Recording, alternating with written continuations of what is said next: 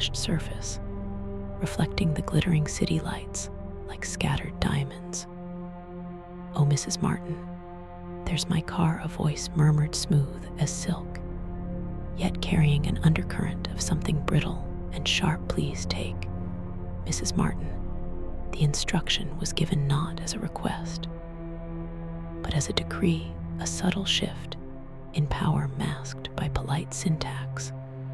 The woman addressed Mrs. Martin offered a tight, thin-lipped smile that did not reach her eyes as she accepted the tacit dismissal, sliding into the plush interior of the vehicle.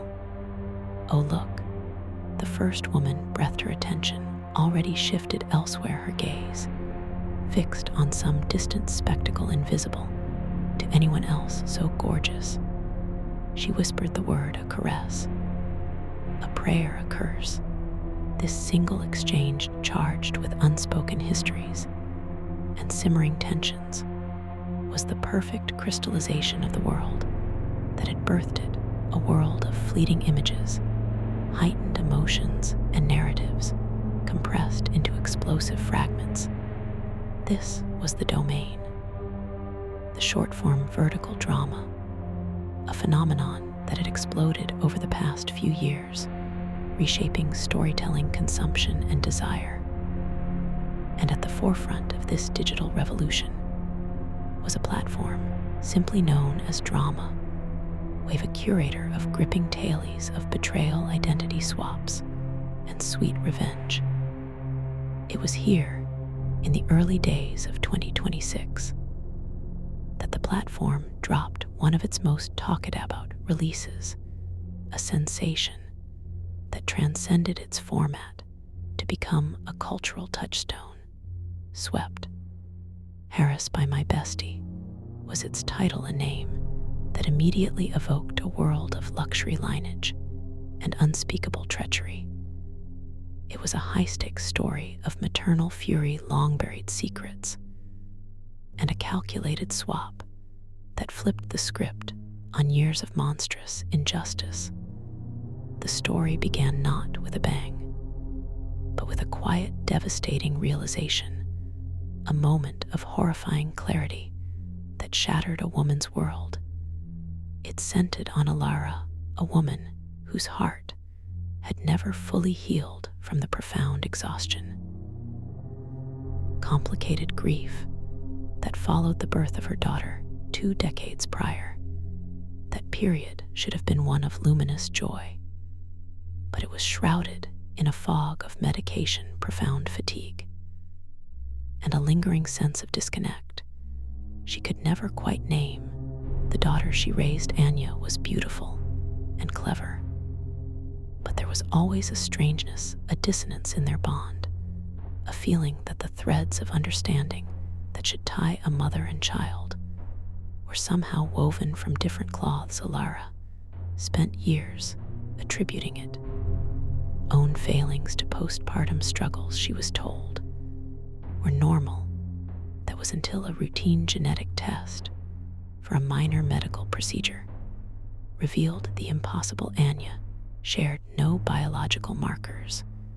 With her, the world tilted on its axis, plunging into a nauseating spiral. The truth, when it finally coalesced from the chaos, was more grotesque than any nightmare. Her so-called best friend since childhood, a woman named Serafina, had been at her side in the hospital, a pillar of support through a combination, premeditation, and a chaotic moment in the maternity ward. Serafina had swept their newborn daughters at birth. She had swapped the infants, while Alara, in her medicated, vulnerable state, was presented with Serafina's biological child. Serafina took Alara's true daughter home. The betrayal was so complete, so total, it rewrote the history of 2 decades.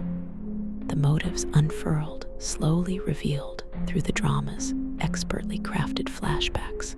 Serafina, always luminous, always seemingly perfect, was married into the wealthy, illustrious Heiress family, a dynasty of old money and unassailable social standing.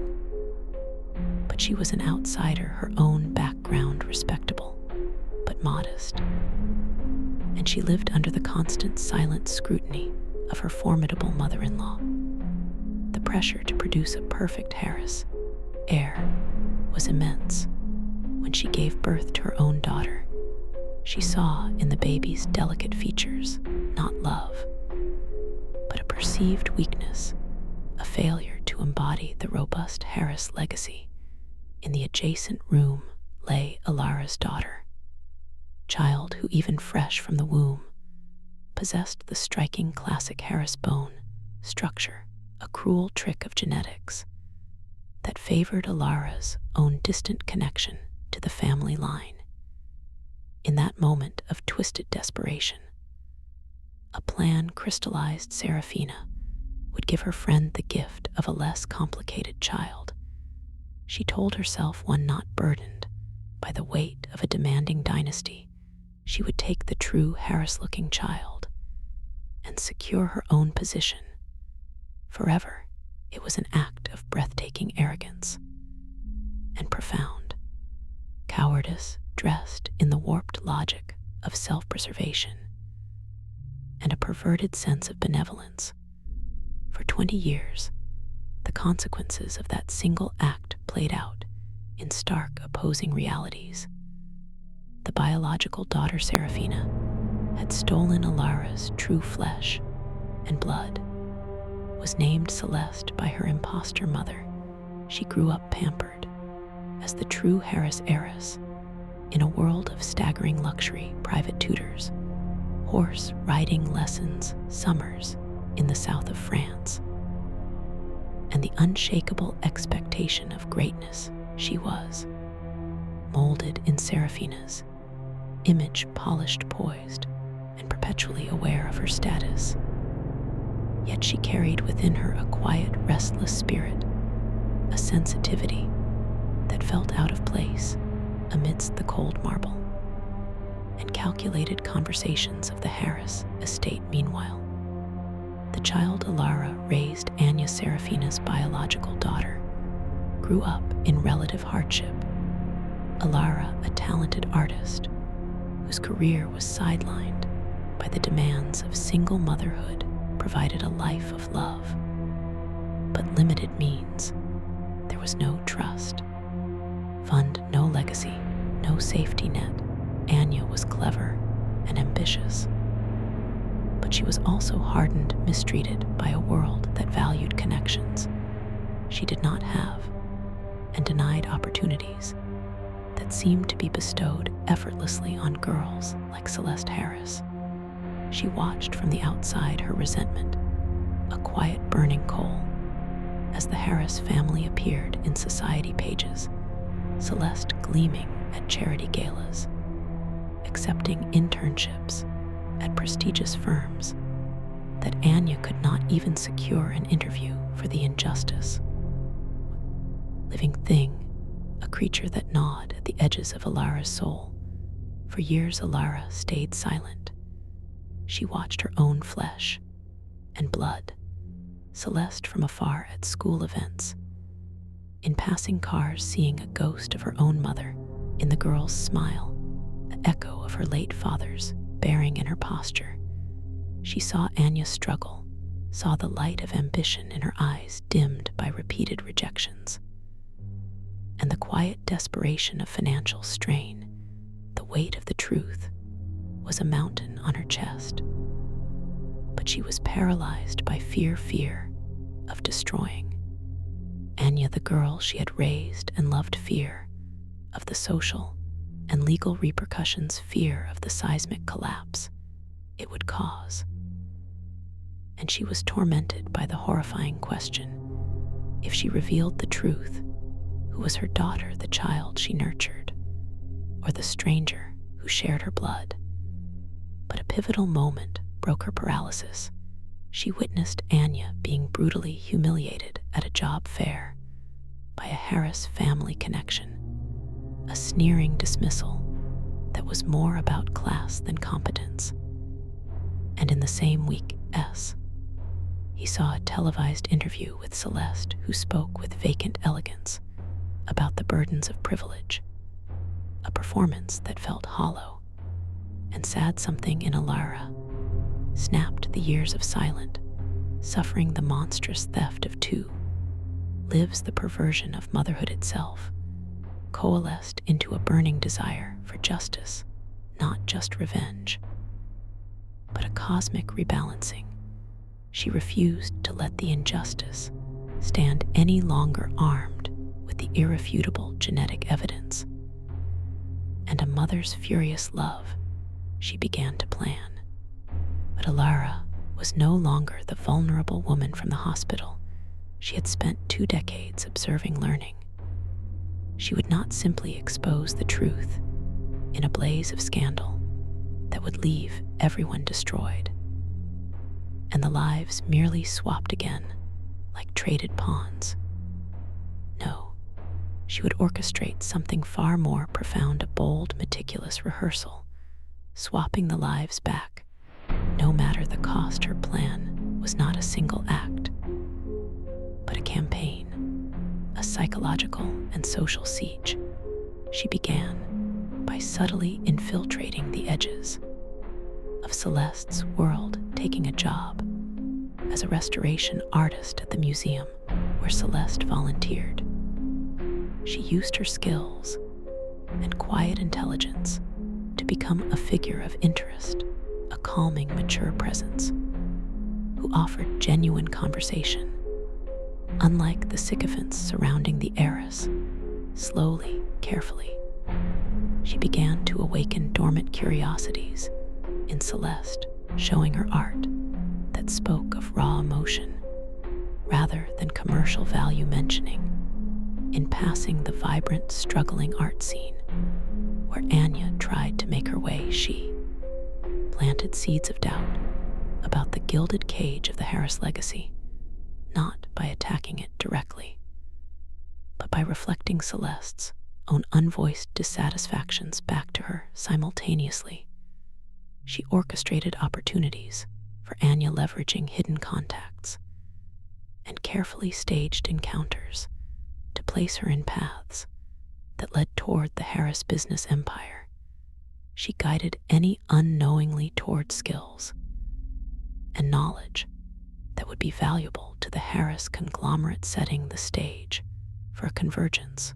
What followed was a tense cat and mouse game filled with dramatic confrontations that were masterclasses in subtext. Serafina, sensing a threat in the serene artist, who seemed to be captivating her daughter, became increasingly unraveled.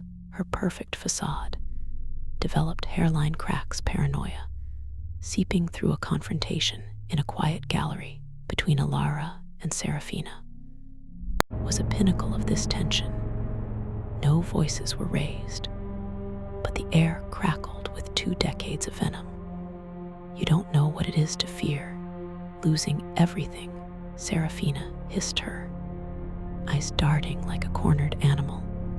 "I only know what it is to have everything stolen," Alara replied, her voice a glacial calm that was more terrifying than any scream. "And I know what fear truly is. It is watching your child suffer while a ghost lives in her house." The family secrets began unrevealing, not through clumsy exposition, but through carefully placed relics. A hidden locket with a picture of Alara's mother, found by Celeste, discrepancies in old family photographs that Alara subtly pointed out. The emotional breakdowns were not melodramatic sobs, but silent, devastating realizations. Celeste sitting alone in her pristine room, surrounded by everything she ever wanted, and feeling utterly empty. Anya's furious tears of frustration after another setback, slowly transforming into a cold, determined clarity as patterns began to emerge in her failures, patterns that pointed to a specific invisible hand blocking her path. The shocking twist was not a last-minute addition, but an organic consequence. The lies when Serafina, in a desperate attempt to secure her position, tried to force Celeste into a strategic marriage with a corrupt business ally. It was the final catalyst. It pushed Celeste into open rebellion and directly into Alara's prepared arms. The revelation of the truth, when it came, was staged by Alara, not as a scandalous expose, but as a private tribunal. She brought Celeste and Anya together in a neutral space, with the evidence laid bare before them. The fallout was catastrophic. Precise, Serafina's world imploded, her marriage, her social standing, her very identity crumbling to dust as her husband looked at her with a horror that spoke of irrevocable dissolution. But the true drama, the core of the narrative, was not in the villain.